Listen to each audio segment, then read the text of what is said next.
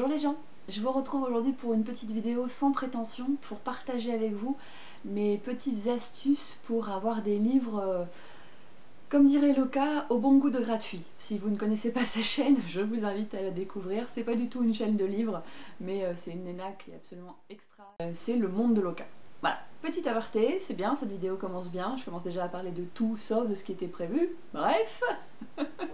Donc en fait, en échangeant avec certains d'entre vous en commentaire, je me suis rendu compte qu'on était plusieurs à des fois se sentir un petit peu frustrés de ne pas pouvoir acheter le dernier livre dont on parlait ou alors celui qui nous faisait vraiment envie, tout en gardant à l'esprit que ce qui était bien avec les livres, c'est que c'était quand même assez facile d'en avoir et qu'il y avait différentes possibilités, différentes manières d'y accéder, et je voulais partager avec vous 2-3 trucs comme ça, voilà, sans prétention, et surtout vous inviter à mettre en commentaire si vous aussi vous avez vos propres combines, vos propres astuces, vos propres habitudes pour pouvoir lire, on va dire à moindre coût, en attendant de gagner au loto, de toucher un héritage, de changer de boulot, que sais-je encore, pour mettre à mal votre wishlist. Donc la première des choses, bien évidemment, ce sont les bibliothèques, ce sont les médiathèques. Alors peut-être que celle où vous êtes ou dans la ville dans laquelle vous habitez n'est pas gratuite, mais sachez que dans beaucoup de petits villages, les bibliothèques sont encore tenues par des bénévoles et sont encore gratuites. Moi je sais par exemple que là où j'habite, il y a une toute petite bibliothèque sans prétention, mais qui permet d'emprunter plus de 5 livres sur entre 3 et 5 semaines, sans qu'il y ait d'inscription à payer. Donc c'est quand même super pratique. Et comme il fonctionne avec un fonds commun, avec ce qu'on appelle les bibliobus, ou avec des médiathèques des villes alentours, il y a quand même moyen de trouver quelques nouveautés. Donc c'est toujours bon à savoir.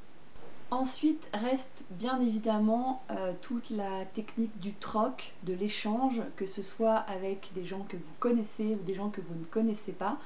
Pour ma part, j'ai découvert que Livre Addict proposait ce système, puisque on peut remplir en fait alors c'est pas la palle, c'est pas la wishlist, c'est vraiment les livres à troquer. Et donc du coup on peut, prendre contact avec telle ou telle personne pour voir si on a un livre qui l'intéresse et qui nous intéresse et échanger. Je ne connaissais pas ce principe comme ça, en tout cas directement sur un forum, et j'ai trouvé ça génial. Donc voilà, c'est bon à savoir, prenez le temps d'aller fouiller. Alors après, il peut y avoir pour le coup les frais de port, mais ça reste plus raisonnable. Ou sinon, il y a des trocs aussi dans les villes, les villages, quand on organise tout ce qui est vide-grenier, etc. Ça peut aussi être l'occasion. Il y a des gens, des fois, qui veulent juste se débarrasser. Et c'est déjà arrivé, je l'ai déjà vu, donc c'est vrai que ça peut être une bonne astuce. Encore faut-il aimer, là aussi, les vide-greniers.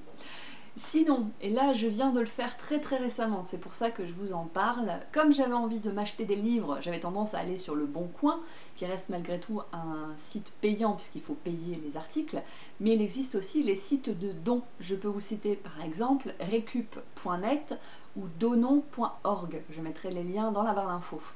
Je vous montre tout simplement pourquoi je vous en parle, parce que les bouquins que vous voyez ici, là, tout ça, donc il y en a quasi une vingtaine on va dire, ce sont des livres que j'ai récupérés gratuitement auprès d'une dame qui se débarrassait de toute sa bibliothèque. Je suis arrivée après la bataille, donc elle avait déjà beaucoup donné de livres.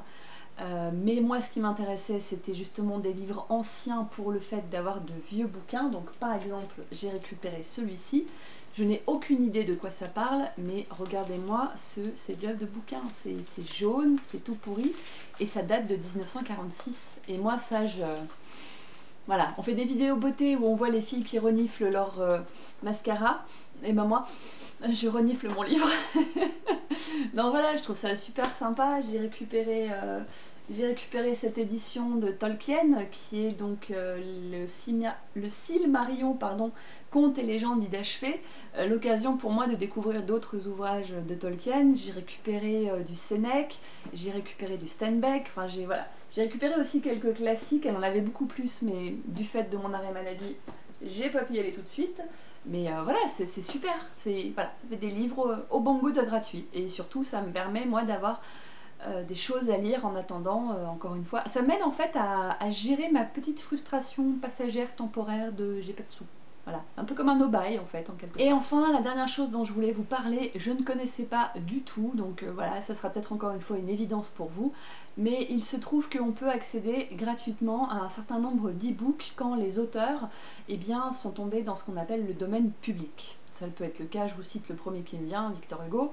J'ai trouvé un site qui recense tous les auteurs qui sont du domaine public et donc avec des livres qui potentiellement existent en format gratuit.